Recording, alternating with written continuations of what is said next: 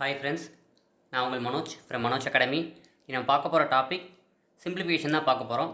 So அதுக்கு முன்னாடி நம்ம சேனலை சப்ஸ்கிரைப் பண்ணாதவங்க மறக்காமல் சப்ஸ்கிரைப் பண்ணிக்கோங்க. ஃபஸ்ட் கொஸ்டின் பார்க்கலாம். ஓகே, ஃபஸ்ட் கொஸ்டின் பாருங்கள். சுருக்குக 7/3 ப்ளஸ் -5/4 கொடுத்துருக்காங்க. எப்போவுமே பின்னமாக கொடுத்துட்டாங்க அப்படின்னா அடிமானத்தை பார்க்கணும். அடிமானம் ரெண்டு ஒரே மாதிரி இருந்தால் இங்கே ப்ளஸ்னால் ப்ளஸ் பண்ணலாம், மைனஸ்னால் மைனஸ். அது இங்கே என்ன சிம்பிள் இருக்கோ அதை நம்ம யூஸ் பண்ணலாம். இப்போ எக்ஸாம்பிள் இப்போ 7/3 ப்ளஸ் 5/3 இருந்தால் நம்ம டேரெக்டாக மேலே கூட்டி போட்டுடலாம். பட் இங்கே அடிமானம் ரெண்டு வேறு மாதிரி இருக்குது. அப்போ நம்ம முதல் வேலையை என்ன பண்ணணும்னா இந்த அடிமானத்தை என்ன பண்ணணும், ஒரே மாதிரி மாற்றணும். ஸோ அப்போ அடிமானத்தை ஒன்றா கூட்டத்துக்கு என்ன பண்ணலாம் அப்படின்னா எல்சிஎம் எடுக்கணும். ஸோ 3க்கும் 4க்கும் நம்ம என்ன பண்ணணும், எல்சிஎம் கண்டுபிடிக்கணும். ஸோ பொதுவாக எல்சிஎம் அப்படிங்கிறத நம்ம டானாவத்தில் போட்டு கண்டுபிடிக்கலாம். பட் இந்த மாதிரி அடுத்தடுத்த நம்பர் இப்போ 3,4 4,5 இருந்துச்சு அப்படின்னா அடுத்தடுத்த நம்பர் வரும்போது அதை பெருக்குனா என்ன நம்பர் வருமோ அதான் அதோட எல்சிஎம்மாக இருக்கும். ஸோ 3க்கும் 4க்கும் எல்சிஎம் கண்டுபிடிச்சா 12 அப்படின்னு வரும். ஓகேவா? இப்போ அடுத்த ஸ்டெப் பாருங்கள். 7/3 இருக்கா, இதை தான் நான் என்ன பண்ணியிருக்கேன், அடிமானத்தை 12ன்னு மாற்றிட்டேன். அதாவது அந்த 3ங்கிறத தான் 12ன்னு மாற்றிருக்கேன். ஸோ 3ஓட எதை பெருக்குனா 12 வரும், 4 பெருக்குனா தான் 12 வரும். அப்போ அதே நம்பரை கொண்டு போய் மேலேயும் பெருக்குங்க. ஸோ இப்போ 7 4 28ன்னு வரும். இதே மாதிரி இப்போ இந்த நம்பர் -5/4. ஓகேவா? ஸோ கீழே 12ன்னு மாற்றியாச்சு. அதாவது இந்த ரெண்டு நம்பருக்கு நான் என்ன பண்ணியிருக்கேன், எல்சிஎம் முடிச்சு 12ன்னு கொண்டு வந்திருக்கேன். ஸோ அப்போது இங்கே 4ஓட எதை பெருக்குனா 12 வரும், 3 பெருக்குனா 12 வருமா? அப்போ அதே 3ஓட மேலேயும் பெருக்குங்க. அப்போ I3 15 -15ன்னு வரும். இப்போ பாருங்கள், இந்த 7/3க்கு பதிலாக நான் 28/12 மாற்றிட்டேன். -5/4க்கு பதிலாக -15/12 மாற்றிட்டேன். இப்போ அடிமானம் ரெண்டு ஒரே மாதிரி இருக்கா? கீழே எப்படி இருக்குது, கீழே பொதுவாக 12ன்னு எடுத்துடலாம்.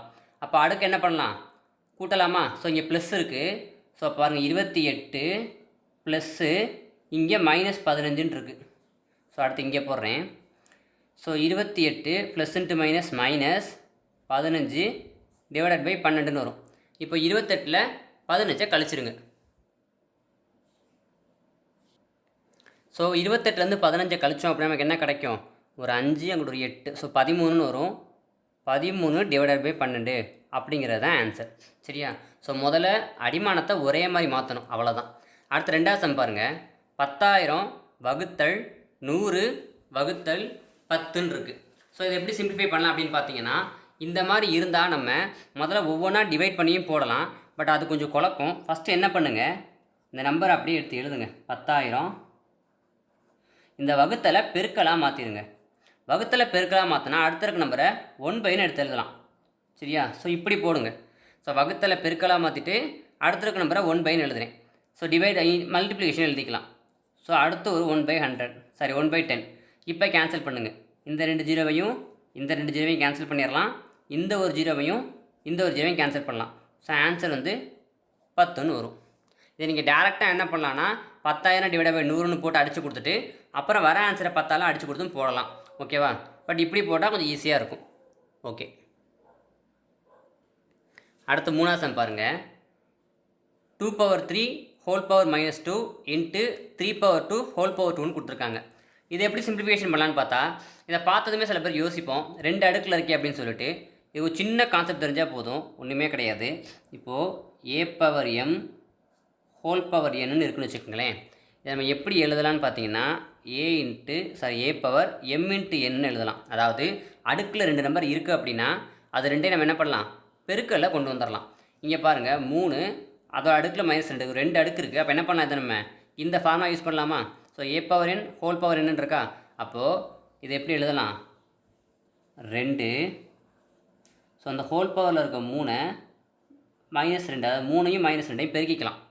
இன்ட்டு இங்கே ஒரு 3 இருக்குது, அதோட பவரில் இருக்க 2 என்ன பண்ணலாம், அடுக்கில் இருக்க 2ஐயும் 2 அடுக்காக இருந்தால் பெருக்கிக்கலாம். அவ்வளோதான். சரியா?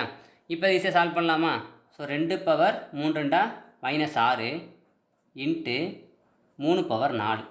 இங்கே -6ன்னு இருக்குது. இதை நான் 1/ன்னு கொண்டு போயிட்டேன்னா எனக்கு ப்ளஸ்ஸாக மாறிடும்.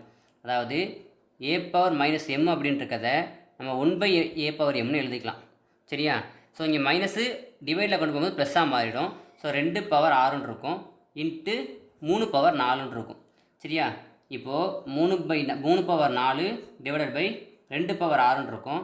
என்னென்னா 3 4 தடவை போடணும்னு அர்த்தம். ஸோ 4 3 தடவை போட்டுறக்கூடாது, 3 4 தடவை போடணும். கீழே 2 6 தடவை போடணும். 4 5 6 இப்போ இருக்குங்க. 3 9 9 3 27 27 3 81ன்னு வரும். அடுத்து 2 2 4 4 2 8 8 2 16 16 2 32 32 2 64. சரியா? ஓகே. அடுத்த பாருங்கள், சுருக்குக 4 மைனஸ் 6 மைனஸ் இந்த மாதிரி கொடுத்துருக்காங்கல்ல. ஸோ இந்த மாதிரி கொடுத்தாங்கன்னா ப்ராக்கெட்டில் இருக்கும்போது என்ன பண்ணலான்னா போர்ட் மாஸ் அப்படிங்கிற ரூலை நம்ம பயன்படுத்தணும். ஓகேவா? ஸோ இது பீனா ப்ராக்கெட், இது ஆஃபு, இது டிவிஷன், இது மல்டிப்ளிகேஷன், இது அடிக்ஷன், சப்ராக்ஷன் சொல்லுவாங்க. அதாவது B for bracket, O for of, D for division, M for multiplication, A for addition, S for subtraction சொல்லுவாங்க. ஸோ இதுபடி தான் நம்ம என்ன பண்ணணும், இந்த மாதிரி எல்லாம் கலந்துருக்கும் போது நம்ம பயன்படுத்தணும். இப்போ பாருங்கள், முதல்ல நம்ம இதில் என்ன பண்ணணும், ப்ராக்கெட்டில் இருக்க தான் ஃபஸ்ட்டு பார்க்கணும். சரியா? இங்கே இல்லை, இதெல்லாம் ப்ராக்கெட்டில் இருக்குது. ஸோ அதில் நம்ம என்ன பார்க்கணும், ப்ளஸ்ஸை பார்க்கணும் மைனஸ் பார்க்கணும்னா முதல்ல என்ன பார்க்கணும், ஸோ ப்ராக்கெட்டில் ப்ளஸ்ஸும் இருக்குது மைனஸ் இருக்குது. ஸோ நம்ம ஃபஸ்ட்டு என்ன பார்க்கணும்னா அடிஷன் தான் பார்க்கணும், அது ப்ளஸ் தான் பண்ணணும். அப்புறம் தான் நம்ம என்ன பண்ணணும், சப்ராக்ஷன் பயன்படுத்தணும்.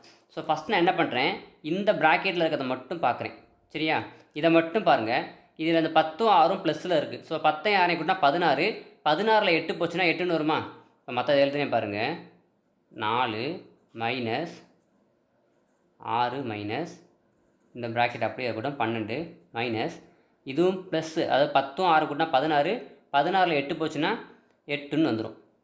ஓகேவா? ஸோ ஒரு ஸ்டெப்பு முடிஞ்சிச்சு. அடுத்து மறுபடியும் இந்த ப்ராக்கெட்டில் இருக்க தான் பண்ணணும். இதுவும் மைனஸில் தான் இருக்குது. அப்போது 4 மைனஸ் 6 மைனஸ் 12ல் 8 போச்சுன்னா 4ன்னு வரும். அடுத்து 4 மைனஸ் 6ல் 4 போச்சுன்னா 2. ஸோ 4ல் 2 போச்சுன்னா 2. ஸோ முதல்ல இந்த ரூலை தான் ஃபாலோ பண்ணணும். இதை போர்டு மாஸ்ன்னு சொல்லுவாங்க. ஃபஸ்ட்டு ப்ராக்கெட்டில் இருக்கிறத பண்ணணும், அதுக்கப்புறம் ஆஃபு, அதுக்கப்புறம் டிவிஷன், அதுக்கப்புறம் மல்டிப்ளிகேஷன், அதுக்கப்புறம் அடிஷன், அதுக்கப்புறம் சப்ராக்ஷன். சரியா? ஓகே. இப்போ அடுத்த சம் பாருங்கள். ஸோ அடுத்த சம் பாருங்கள், 1 minus 1/3 into 1 minus 1/4 into 1 minus 1/5 அப்படியே போயிட்டே இருக்குது. எது வரைக்கும்னா 1 மைனஸ் 1/100 வரைக்கும் போகுது. ஸோ இதுக்கு முதல்ல ஒரு ஸ்டெப் இதை எடுத்து எழுதுங்க. இது முதல்ல மிக்ஸ்டு ஃப்ராக்ஷனாக இருக்குது, இதை ஃப்ராக்ஷனாக மாற்றுங்க. ஸோ இது என்ன பண்ணலாம் அப்படின்னா, இது பாருங்கள், முதல்ல இது ரெண்டையும் பெருக்கிடணும். அதாவது 1 3 3. ஸோ அடிமானம் எப்போவுமே அப்படியே தான் இருக்கும், அப்படியே போட்டுக்குங்க. அது போக 1 3 3 இங்கே மைனஸ் இருக்குது. அப்போ 3ல் 1 போச்சுன்னா, ஸோ 1 3 3 மைனஸ். ஸோ 3ல் இந்த 1 போச்சு அப்படின்னா 2ன்னு இருக்கும். இதே மாதிரி அடுத்து பெருக்கல், ஏன்னா ப்ராக்கெட்னால பெருக்கல். அடுத்து 1 4 4, 4ல் 1 போச்சுன்னா 3/4 இன்ட்டு 1 5 5, 5ல் 1 போச்சுன்னா 4/5. இப்படி போயிட்டே இருக்கும். எது வரைக்கும்னு பார்த்தீங்கன்னா 100 100, 100ல் 1 போச்சுன்னா 99/100ங்கிற வரைக்கும் போய்கிட்டே இருக்கும். சரியா? இப்போ பாருங்கள், இந்த சைடுக்கெல்லாம் பாருங்களேன். ஸோ இதையும் கேன்சல் பண்ணலாமா? இதே மாதிரி இந்த கீழே இருக்கிறதுக்கும் மேலே அந்த பகுதி தொகுதியை கேன்சல் பண்ணிட்டே போகலாம். இப்படியே கேன்சல் பண்ணிட்டே போனால் கடைசி வரைக்கும் என்னவாகும், கீழே இருக்க ஒரு நம்பரும் மேலே இருக்க நம்பரும் கேன்சல் ஆயிரும். அப்போ என்ன தான் இருக்குன்னு பார்த்தீங்கன்னா, இங்கே இருக்க ஃபஸ்ட் நம்பரும் கடைசியில் இருக்க நம்பர் மட்டும் தான் மிச்சம் இருக்கும். வேணால் ட்ரை பண்ணி பாருங்கள். சரியா? அப்போது 2/100 மட்டும்தான் பேலன்ஸ் இருக்கும். அப்போ இதை அடித்து கொடுத்தீங்க அப்படின்னா 1/50ன்னு வரும். ஓகேவா? முதல்ல ஒரு ஸ்டெப்பு எடுத்து எழுதுங்க. கலப்பு பின்னமாக இருக்கிறத பின்னமாக மாற்றுங்க. பின்னமாக மாற்றினீங்கன்னா கீழே இருக்கிறதும் மேலே இருக்கிறது ஒவ்வொன்றா கேன்சல் ஆயிரும். ஸோ கடைசியில் பார்த்தீங்கன்னா ஃபஸ்ட்டு இருக்க நம்பரும் கடைசியில் இருக்க ஒரு நம்பர் மட்டும்தான் பேலன்ஸ் இருக்கும். ஓகேவா? ஓகே. அடுத்த சம் பாருங்கள், 3 பவரில் x மைனஸ் ஒய் கொடுத்துருக்காங்க, ஈக்குவல் 27. அடுத்து 3 power x plus Y equal to 243 இருக்குது. இதில் எக்ஸோட மதிப்பு தான் கேட்டிருக்காங்க. ஸோ எப்போவுமே நம்ம அடிமானம் 2 ஒரே மாதிரி இருந்தால் அடுக்கை ஈக்குவல் பண்ணலாம். சரியா? ஆனால் இங்கே அடிமானம் 2 ஒரே மாதிரி இல்லை. இங்கே அடிமானம் 3 இருக்குது, இங்கே 27 இருக்குது. அப்போ இதை நான் என்ன பண்ணணும் அப்படின்னா, 3ஓட அடிமானம் வர மாதிரி இதை நான் மாற்றிட்டேன் அப்படின்னா அடுக்கை ஈக்குவல் பண்ண முடியும். இப்போ பாருங்கள், 3x மைனஸ் ஒய் ஈக்குவல் 27 இருக்குல்ல, இந்த 27 நான் இப்படி எழுதலாமா? 3/3 எழுதலாமா? ஏன்னா 3/3 என்ன வரும், 3 9, 9 3 27. இந்த 27 தான் என்ன பண்ணியிருக்கேன், 3/3ன்னு மாற்றிருக்கேன். இப்போது அடுத்து என்ன பண்ணலாம், இங்கேயும் 3 இங்கேயும் 3. ஸோ அடிமானம் ஒரே மாதிரி இருக்குன்னா என்ன பண்ணலாம், அடுக்கை ஈக்குவல் பண்ணலாம். அப்போது எக்ஸ் மைனஸ் ஒய் ஈக்குவல் 3ன்னு வந்துடும். இப்போ அதே மாதிரி இதை பாருங்கள், இங்கே என்ன கொடுத்துருக்காங்க 3 எக்ஸ் ப்ளஸ் ஒய்ன்னு இருக்கா. இப்போது இந்த 243 என்ன பண்ணலாம் 3ஓட அடுக்காகவே எழுதணும். அப்போ எத்தனை தடவை 3 போட்டால் 243 வரும்னு பார்க்கணும். 5 தடவை 3 போட்டோம்னா என்ன வரும் 3 × 3 × 3ன்னு 5 தடவை போட்டிங்க அப்படின்னா 243 வரும். ஏன்னா 3 தடவை போட்டால் 27, 27ஓட ஒரு 3 போட்டோம்னா 81, 81ஓட 3 போட்டோம்னா நமக்கு 243 வந்துடும். சரியா, இங்கே செக் பண்ணி பாருங்கள். ஸோ இப்போ என்னாச்சு, இங்கேயும் அடிமானம் 3 ஆயிடுச்சு. ஸோ நான் அடுக்கை ஈக்குவல் பண்ணலாம். அப்போ அடுக்கு என்ன இருக்குது எக்ஸு ப்ளஸ் ஒய் ஈக்குவல் 5ன்னு வந்துருச்சு. இப்போது இது ரெண்டை மட்டும் பாருங்கள். இங்கே பாருங்கள் எக்ஸ் ப்ளஸ் ஒய், இதை ஈக்குவேஷன் 1 எடுத்துக்கலாம், இதை 2ன்னு எடுத்துக்கலாம், இல்லை அப்படியே கூட சால்வ் பண்ணலாம், பிரச்சனை இல்லை. இதை ரெண்டு என்ன பண்ணுறேன், நம்ம கேன்சல் பண்ண போகிறேன். இங்கே ப்ளஸ் ஒய், இங்கே மைனஸ் ஒய், இது ரெண்டும் கேன்சல் ஆயிரும். அப்போ இங்கே ஒரு எக்ஸு, இங்கே ஒரு எக்ஸு, 2 எக்ஸுன்னு கிடைக்கும். 2 எக்ஸ் ஈக்குவல் எவ்வளவு 3 5 சேர்த்தா 8. நம்ம எக்ஸு தான் வேணும். 4 2 4 2 8ன்னு மாறிடும். ஸோ எக்ஸோட வேல்யூ 4. இது புரியுதா? ஒரே லாஜிக் தான். அடிமானம் 2 ஒரே மாதிரி இருந்தால் அடுக்க நம்ம என்ன பண்ணிக்கலாம் ஈக்குவல் பண்ணிக்கலாம். இங்கே அடிமானம் 3 இருக்குது. ஸோ இந்த 27 என்ன பண்ணிட்டேன் அடிமானம் 3 வர மாதிரி மாற்றிக்கிட்டேன். அதே தான் இங்கேயுமே அடிமானம் 3 வர மாதிரி 243 மாற்றினா 3 பவர் 5ன்னு வரும். ஸோ நான் என்ன பண்ணிட்டேன், இப்போ அடுக்கு 2 ஈக்குவல் பண்ணி எக்ஸ் வேல்யூவை கண்டுபிடிச்சிட்டேன். ஓகே, இப்போ இந்த சம் பாருங்கள், ரூட்டில் கொடுத்துருக்காங்க. ஸோ ரூட்டுக்குள்ளே என்ன இருக்குன்னா ஏ பவர் மைனஸ் 1 இன்ட்டு பின்னு இருக்குது. இங்கே பி பவர் மைனஸ் 1 இன்ட்டு சின்னு இருக்குது. இங்கே சி பவர் மைனஸ் 1 இன்ட்டு ஏன்னு இருக்குது. ஸோ இதை பொறுத்த வரைக்கும் பார்த்ததுமே சில பேர் யோசிப்போம், பட் ரொம்ப சிம்பிள் தான். இதுவும் சின்ன லாஜிக் தான். நான் ஏற்கனவே முதல் சம்மில் சொல்லியிருந்தேன். இப்போ ஏ பவர் மைனஸ் எம்முன்னு இருக்கிறத நம்ம என்ன பண்ணலாம் 1/a பவர் எம்னு எழுதலாம். சரியா, அதாவது கீழே இருக்கிறது அடுக்கு மேலே போகும்போது மைனஸில் போகும், அவ்வளோதான். இதே ஏ பவர் எம்முன்னு இருந்துச்சுன்னா 1/a பவர் எம்முன்னு இருக்குது, இது அடுக்கில் மேலே போச்சுன்னா ஏ பவர் மைனஸ் எம்முன்னு போகும். கீழேருந்து மேலே போகும்போது மைனஸில் போகும், மேலே இருக்கிறது கீழே வந்தால் ப்ளஸ்ஸாக மாறிடும், அவ்வளோதான். அப்போ இந்த ஏ பவர் மைனஸ் 1 நான் எப்படி எழுதலாம், ஏ பவர் மைனஸ் 1 நான் எப்படி எழுதலாம் 1/a பவர் 1ன்னு எழுதலாம். எழுதுனா எனக்கு என்ன வரும் ப்ளஸ்ஸாக மாறிடும். ஸோ ப்ளஸ்ஸாக இருக்கும்போது பவரில் 1 இருந்தாலும் 1 தான், இல்லாட்டி 1 தான். ஸோ அதை இப்போ எப்படி எழுதுறேன்னு பாருங்கள். ரூட்டு பி அப்படியே இருக்கட்டும், இந்த ஏ மட்டும் நான் கீழே கொண்டு வந்துடுவேண்ணா. சரியா, ஸோ ஏ என்னவாயிரும் 1/aன்னு போட்டாலும் 1 தான், இப்படி போட்டாலும் 1 தான். அதே மாதிரி அடுத்து என்ன இருக்குது நமக்கு b மைனஸ் 1/cன்னு இருக்குது. அப்போ சி அப்படியே இருக்கும், நான் அந்த மைனஸ் பி என்ன பண்ணுறேன் கீழே கொண்டு வந்துடுவேன். அடுத்து ரூட்டு ஏ அப்படியே இருக்கும், இந்த சி பவர் மைனஸ் 1 கீழே கொண்டு வந்தால் சின்னு வந்துடும். இங்கே மேலே பவர் 1 போட்டாலும் 1 தான், போடலாட்டி 1 தான். சரியா, இப்படி கொண்டு வந்துருக்கேன். நீங்கள் குழப்பமாக தனித்தனியாக எழுதிக்கிங்க. முதல்ல 1/aன்னு எழுதிக்கிட்டு இன்ட்டு பி போட்டுருங்க, நான் மொத்தமாக போட்டிருக்கேன். சரியா, இப்போ என்ன பண்ணலாம் ரூட்டுக்குள்ளே இருக்கிறத நம்ம என்ன பண்ணலாம், அதாவது ரூட் ஆஃப் x/yன்னு ஒன்றா இருக்கிறத நம்ம பிரித்து ரூட் எக்ஸு ரூட் ஒய்ன்னு தனித்தனியாக நம்மளால் எழுத முடியும். சரியா, அப்போ இதையும் பிரித்து நான் எழுத போகிறேன். So root B divided by root A into root C divided by root B into root A divided by root C. இப்போ கேன்சல் பண்ணலாமா, பியையும் கேன்சல் பண்ணிடலாம், ஏவையும் கேன்சல் பண்ணிடலாம், சியையும் கேன்சல் பண்ணிடலாம். அப்போ எல்லாமே கேன்சல் ஆகிட்டால் 1 இருக்குன்னு அர்த்தம். So answer 1. ஓகேவா? அடுத்த சம் பாருங்கள். X power 4 minus 1 divided by x² + 1 equal 8ன்னு கொடுத்துருக்காங்க. இதில் எக்ஸின் மதிப்பு தான் கேட்டிருக்காங்க. ஸோ இந்த ஸ்டெப்பை பாருங்கள் நம்ம எப்படி எழுதலாம் அப்படின்னு. நான் ஃபஸ்ட்டு இப்படி எழுதுகிறேன், சரியான்னு பாருங்கள். x² ஹோல் ஸ்கொயர்டு மைனஸ் 1 ஸ்கொயர்னு எழுதியிருக்கேன். எதன்னா இந்த எக்ஸ் பவர் 4 மைனஸ் 1 தான் எழுதியிருக்கேன். கரெக்டானு பாருங்கள். எக்ஸ் பவர் ஸ்கொயர்டு ஹோல் ஸ்கொயர்டாக நான் ஏற்கனவே சொல்லியிருந்தேன், பவருக்கு பவர் தான் பெருக்கிக்கலான்னு. அப்போ 2 2 4, ஸோ எக்ஸ் பவர் 4 வந்துருமா. ஸோ 1 எத்தனை தடவை ஸ்கொயர் பண்ணாலும் 1 தான். ஸோ மதிப்பு மாறாது, அது அப்படியே இருக்கட்டும். இந்த ஸ்டெப் புரிஞ்சால் போதும். ஸோ அடுக்கில் 2 இருந்தால் பெருக்கிக்கலாம், அப்போ 2 2 4, ஸோ எக்ஸ் பவர் 4 வந்துடும். ஸோ கீழே என்ன இருக்குது x² + 1ன்னு இருக்குது. இப்போ அடுத்த ஸ்டெப் பாருங்கள், இதை பாருங்களேன். இது இந்த x² அப்படியே என்ன பண்ணுங்க ஏன்னு எடுத்துக்கங்க. இந்த x² அப்படிங்கிறத ஏன்னு எடுத்துக்கங்க. அப்போ இங்கே பாருங்கள், இதை ஏன்னு எடுத்துக்கிட்டிங்கன்னா a² - b² இருக்கா.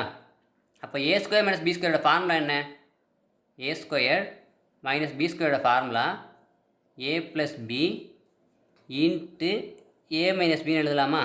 அப்போ இங்கே ஏங்கிறது நமக்கு என்னது x², இந்த மொத்த டேம் தான் a.